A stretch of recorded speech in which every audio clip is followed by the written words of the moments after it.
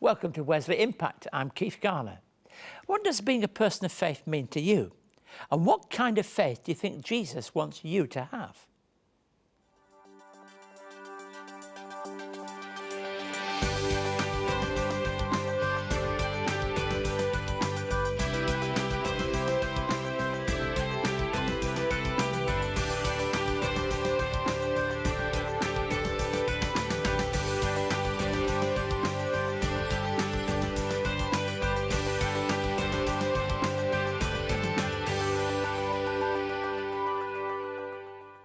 Welcome to Wesley Impact. Coming up, we're going to be speaking with Richard Grellman, and Craig Gower and Erica Crocker will be joining us to sing Blessed Assurance, and we'll take a look at some of Wesley Mission's work done in Western Sydney with young mothers.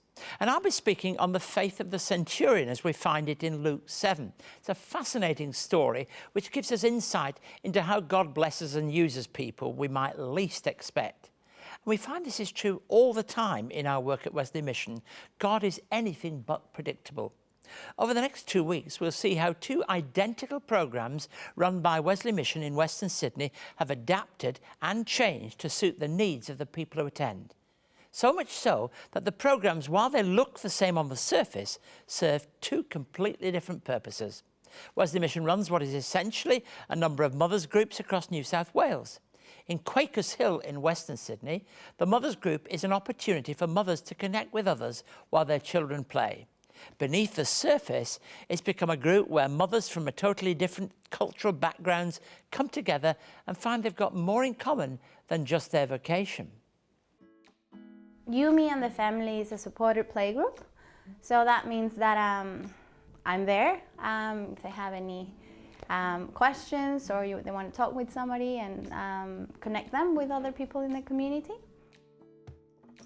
We have lots of activities for the kids to help them with their development and to give new tools to parents on how to communicate or enhance that relationship with their child, and the arts and craft and the activities that we do with them and with the kids. Through my friends, we came to know there's a playgroup here. So I just came here just to mingle with people because I was new to Sydney. I love the program because it's really helpful. It's giving a lot of fun for my son. I have a 3-year-old son, 3.5-year-old. My son was not talking. He had difficulty in understanding as well, understanding or expressing. Socializing was also very definitely different from other kids. So everything was difficult and it was really depressing. But coming here really helped me a lot. This program is part of the government funding for the Early Intervention and Prevention program, and it's also part of Family New South Wales to enhance that relationship with parents and their children and support them with the parenting. For me, there are a lot of benefits because when we come to Australia, we don't have that much money. We can't send our kids to preschools or anything because they are very expensive. So coming to a free playgroup like this, that is really good for us. And I really enjoyed coming here with my 2 kids. The children, they learned how to share and they learned a lot of songs from here. And for me, I made a lot of friendships and I made a lot of people, and it's give me the chance to talk more English language with other moms, so it's really good.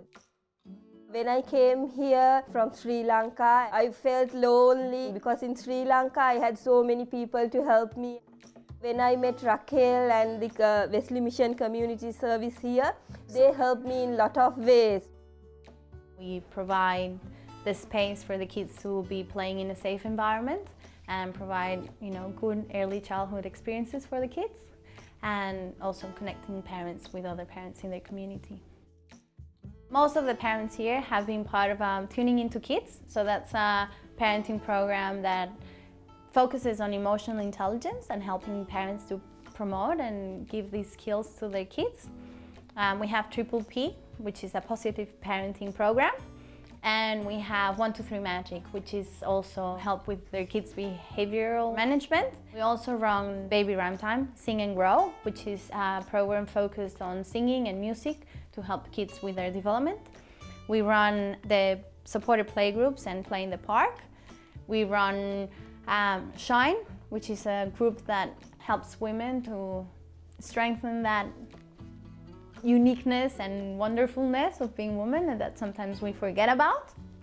It's amazing that this is that we can provide these to the families in the area. I think this is a very good service for us, especially the people like us who coming from different countries. I have a special gratitude to Wesley Mission, and the community service they gave for me will in my heart forever. Yeah, that's really good, and I say big thank you to Wesley Mission. If you would like to see more of the work of Wesley Mission, visit wesleymission.org.au. You can watch loads more videos, catch up on past episodes of Wesley Impact TV, find out about our diverse range of services, and get involved to help make a positive difference in your community. You can also connect with us on social media and stay up to date on the latest news and information from Wesley Mission. wesleymission.org.au.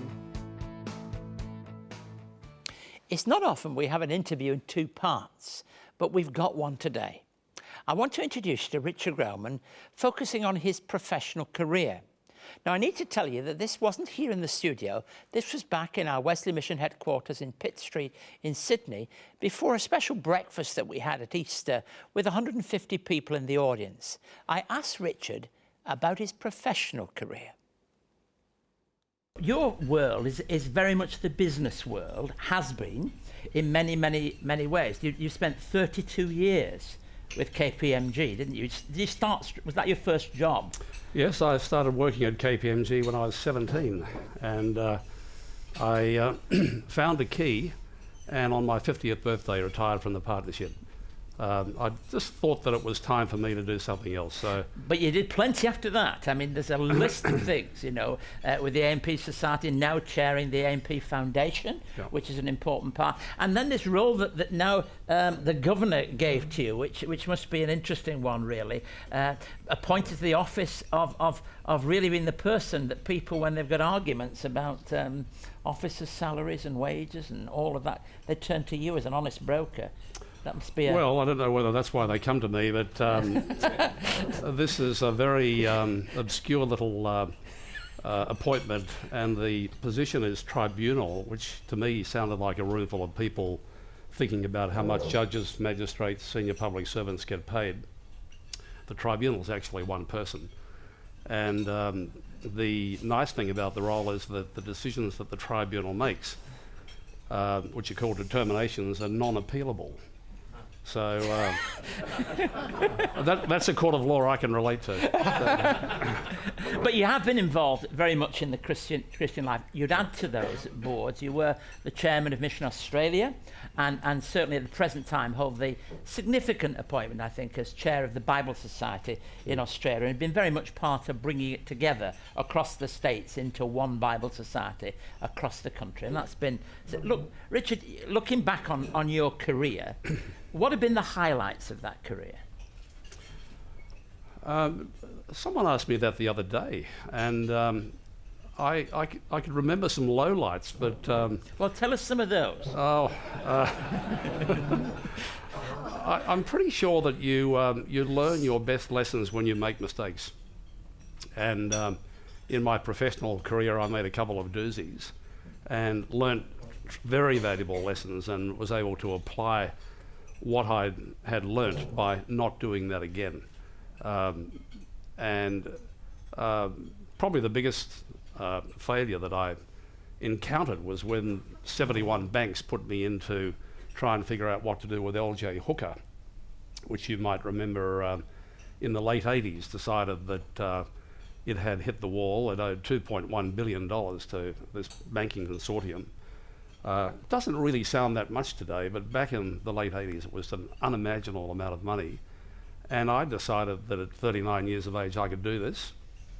And I covered every aspect of the workout, trying to talk to the banks, the politicians, because they were interested in the implications for the economy, dealing with the media, which, Mark, I found completely impossible. And after about 10 weeks, the banks lost confidence in me because I wasn't really getting across all the issues, and it was a terrific lesson for me. And it taught me the importance of delegation, sensible delegation, and the fundamental importance of remembering that you're around about as good as your last bad decision. So find the best people, surround yourself with clever people, work them hard, utilise their skills, and play more of a sort of an overseeing role. And I wasn't sure whether the phone would ever ring, but 6 months later I was approached to take on another big matter, and I pretty well just sat on the fence and just watched proceedings and geared the thing up with lots of clever people, and we got a terrific result. And ironically, that matter, which was in life insurance, had me interfacing with the life insurance community, including AMP, and I ended up getting a fair bit of FaceTime with the AMP board. And as a result, I was invited to join the board, which precipitated my retirement from KPMG, because you can't go on public company boards if you're a partner of an accounting firm. So it was a wonderful sort of sequence of events that all came out of failure. Richard, when you were appointed to the world surfing role, that must have been quite something for you. Oh, look, it was terrific. I've been floundering around for over 50 years in the surf, and actually your ability graph line and your age graph line have both tipped over in my case, and everything's going in the wrong direction, but I like getting into the water, and I was approached to become chairman of ASP International, which is an international board, which is the governing body for all the professional surfing men, women, longboard, shortboard, juniors, everything. And it was terrific fun. The board met about 4 or 5 times a year, but we had 2 professional surfers on our board, and because they were on the tour, surfing in exotic locations, the board You had to go there. graciously decided it would be only fair to not impose on the young guys and girls the obligation to come back to meet in California or somewhere. So we had a great time meeting in quite exotic locations where, I mean, you probably aren't aware, but the surf actually follows a pattern around the world. So the world tour follows where the swell happens to be predictably best at any time, any point in time. So we'd be meeting in Hawaii or South Africa or Southwest France.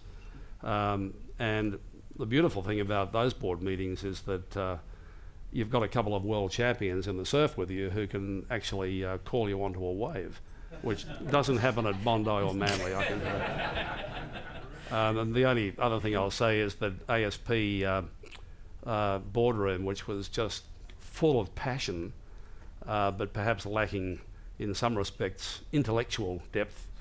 And I used to go to my AMP board meetings and see all the intellectual depth and worry about the lack of passion. so if you could blend the both, it'd be a terrific boardroom, but it was good fun.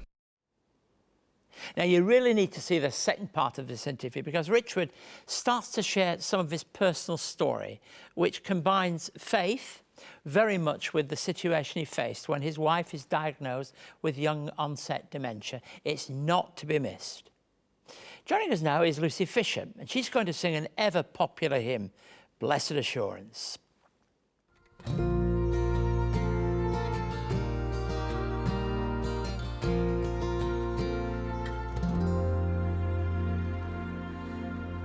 Blessed assurance,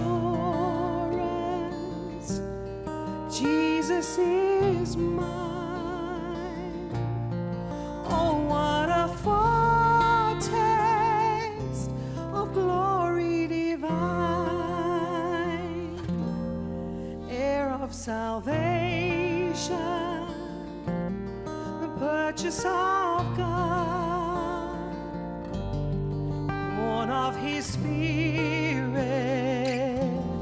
washed in His blood. For this is my story,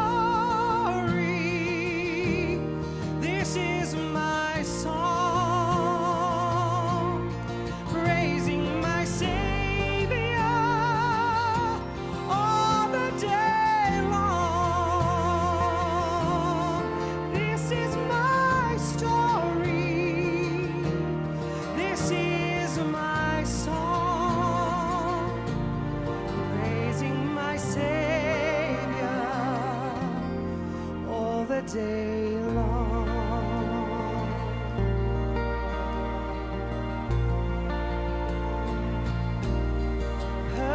submission, perfect delight, visions of rapture now burst into sight, angels descending, bring from above echoes of mercy, whispers of love. For this is my story, this is my song, praising my Savior all the day long. This is my story, this is my song, praising my Savior all the day long.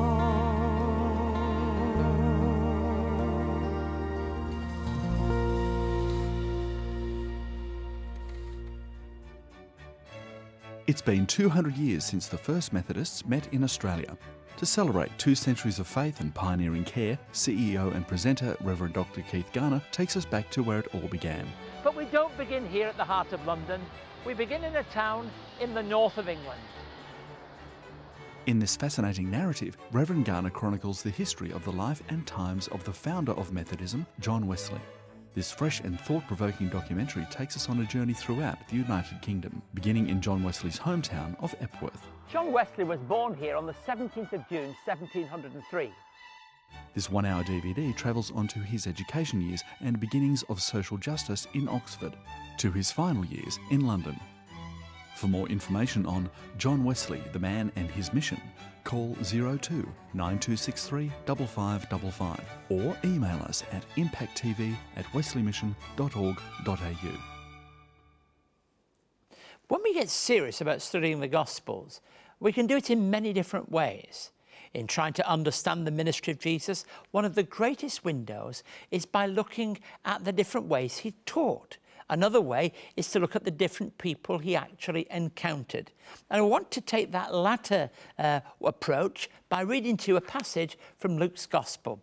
So we're in Luke chapter 7 and verses 1 through to 10. When Jesus had finished saying all this to the people who were listening, he entered Capernaum. There a centurion's servant, whom his master valued highly, was sick and about to die. The centurion heard of Jesus and sent some elders of the Jews to him, asking him to come and heal his servant. When they came to Jesus, they pleaded earnestly with him. "This man deserves to have you do this because he loves our nation and has built our synagogue." So Jesus went with them. He was not far from the house when the centurion sent friends to say to him, "Lord, don't trouble yourself, for I don't deserve to have you come under my roof. That's why I didn't even consider myself worthy to come to you. But say the word, and my servant will be healed. For I myself am a man under authority, with soldiers under me. I tell you this, go, and he goes. And then to another one, come, and he comes. I said to my servant, do this, and he does it." When Jesus heard this, he was amazed at him. And turning to the crowd following him, he said, "I tell you, I've not found such great faith even in Israel." Then the men who'd sent returned to the house and found the servant well. Now the central character here is a Roman centurion. He's so distinctive and certainly not a man you'd meet on every street corner, but an important person in those early days when the Roman power and empire overtook Israel in terms of authority. There are a number of things in this passage that are worth stopping just to consider.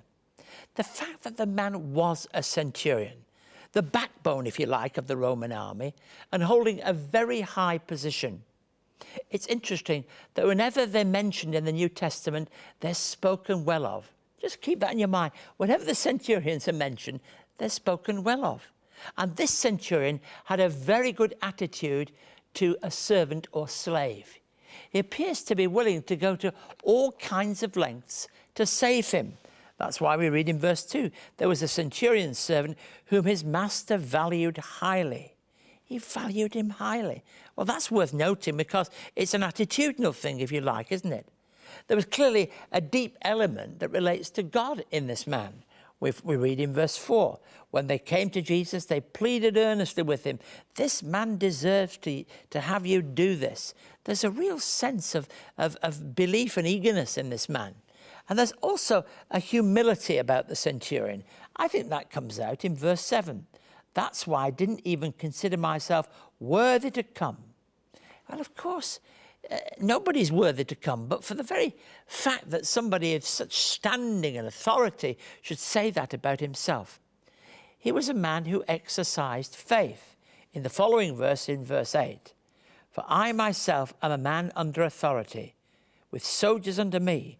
I tell this one, go, I tell that one, come, and he comes. I say to a servant, do this, and he does it. There's a real sense in which this person knew what it was to have authority and had the trust that they would do whatever is asked of them. If only we had something of the faith that this centurion had, what a difference it would make.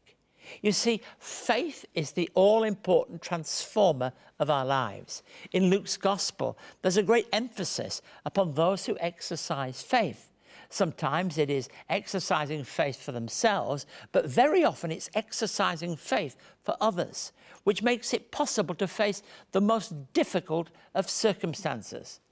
Now, faith to me is so very important. And when I look at the people who exercised it, sometimes it's people on the edge of the city. Sometimes it's the unlikely one. Jesus told so many stories and parables in threes of this man, and now the unlikely one. And this is the one that you're going to take note of. So many exercising faith. So here is a centurion in Luke's Gospel demonstrating faith. Now, the interesting thing is this. We look together at the Sermon on the Mount. This comes after Luke's equivalent of the Sermon on the Mount, what we might call the Sermon on the Plain. And right after it, we start when Jesus finished teaching these things. So it's as if he's saying, this is what I'm going to teach you, but now I'm going to show you how it works in a specific context and circumstance. And that's exactly what we have here. You know, Jesus pays to this man great honor. Just listen to these words when we come to the end of this section. When Jesus heard this, he was amazed. Turning to the crowd following him, he said, I tell you, I've not found such great faith even in Israel. Now, what a thing to say. That in looking for faith, examples, demonstrations of, I haven't found it anywhere in any context, in any setting, as much as I've found in this centurion. And how many would resent the centurion, the Romans and the power and everything that, yet he said, this man knows what it is to reach out, to exercise faith because of the love of somebody for whom he had to have no regard in a public sense, actually, but he demonstrates it profoundly. And as he does, he demonstrates it in a way that brings a great compliment from Jesus. And I think that compliment is really an insight into what is so important in the Gospels. For it's the faith of such people that is important, and also that faith aids the transformation of our attitudes to other people. Can there be anything more important than being able to do that? If you would like to contact Keith and find out more about today's program, write to us at Wesley Mission, Post Office Box A5555, Sydney South 1235, or you can send an email to impacttv@wesleymission.org.au. On our website, you can catch up on past episodes of Wesley Impact, find out more about our work, read online magazines and articles, and connect with us on Facebook, LinkedIn, Twitter, and YouTube. You can also connect to Keith's blog and stay up to date on all of the latest news and information from Wesley Mission. wesleymission.org.au. Look, don't hesitate to write and be in touch if there's any questions or comments on today's programme, or if Wesley Mission can help you in some way. Our email address and website again is impacttv@wesleymission.org.au and wesleymission.org.au. I hope you enjoyed my conversation with Richard today. You're going to enjoy it much more next week because he shares some of the difficulties and struggles he's had to overcome in his own personal life. And I tell you, the second part of the interview really makes you sit up and listen. So thank you for being with us once again, and God bless you.